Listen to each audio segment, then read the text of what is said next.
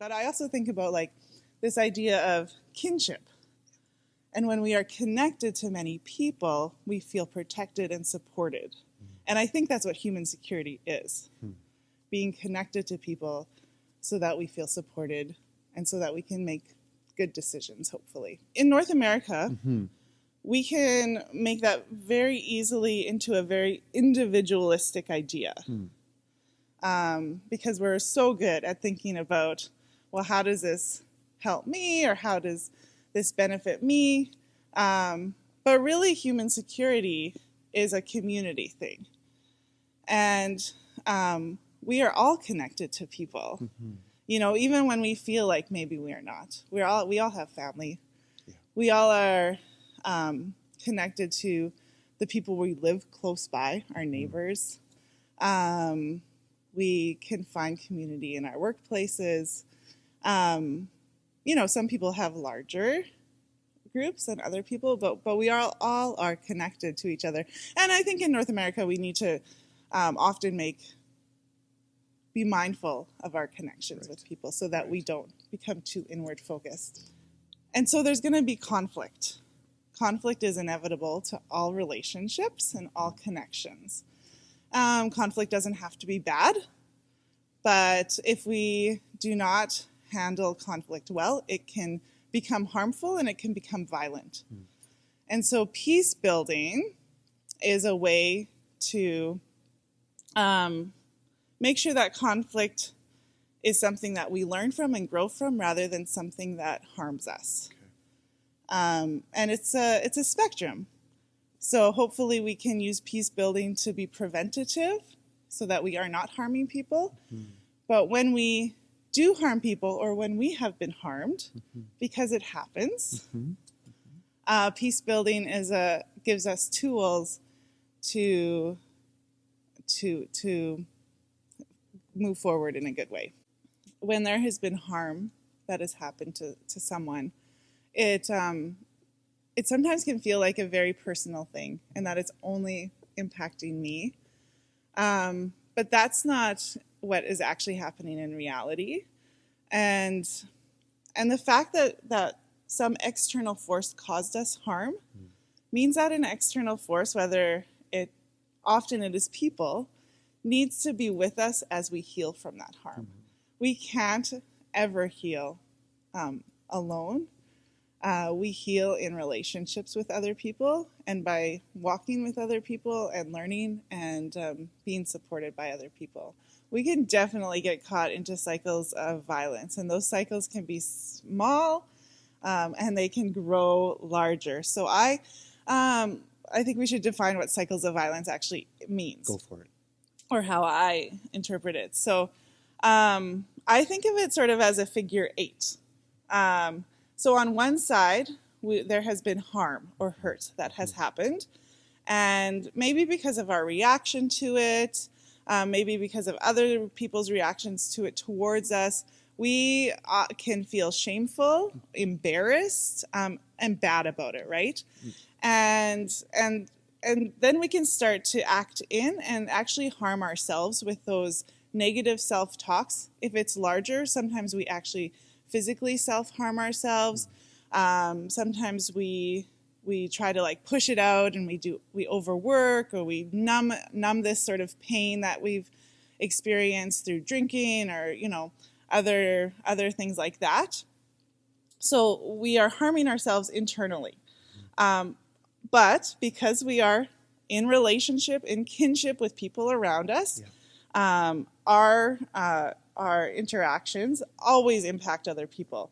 And so usually that acting in cycle will harm somebody else, either intentionally or unintentionally. Either like we are ignoring them, we are ignoring the relationship, or maybe we want someone to hurt. Like we feel like we are hurting so much and we want someone else to also be hurting like that.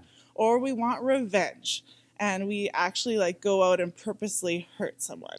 And so we have now this internal of acting in circle has created this 8 where now we are acting out and harming other people. And so it's a cycle, and it can be individual, like it can be just within your relationship with your significant other, with your spouse, with your kids. But it can grow bigger, and we can see this cycle in groups of people, in country dynamics, where groups of people who have been oppressed, when they come out of that oppression, they begin to oppress other people. Right. And so, and these cycles can like be really small and can be resolved within a day if they're, if it's just between 2 people. Right. But they can go on for generations as well. Absolutely. So restorative justice, it really asks 3 important questions when it comes to harm. It's asking who has been harmed in this situation. Often it's more than one person. Sure. But so who has been harmed? What does that person need to heal from the harms? And then who is responsible for addressing those needs? So again, we have to always be looking about who is included around us and who can support and uplift each other. And it's also about not the person who caused the harm to be punished, but instead uplifting the person who has been hurt. I think when we talk about peace building, I know Chris talked about this, we need to be creative, and we need to be curious. And I always think about curiosity and creativity as really core parts of peace building. Often it's really easy to go along with the status quo, even if that status quo is hurting other people, because there is an inertia to our life, and our life is crazy and busy, and it's sometimes just easier to do that. But when we actually realize that there is harm happening, and our community can be breaking apart, and not even our community, but other people's communities are breaking apart because of our actions, we need to be creative and curious in order to do that peace building work.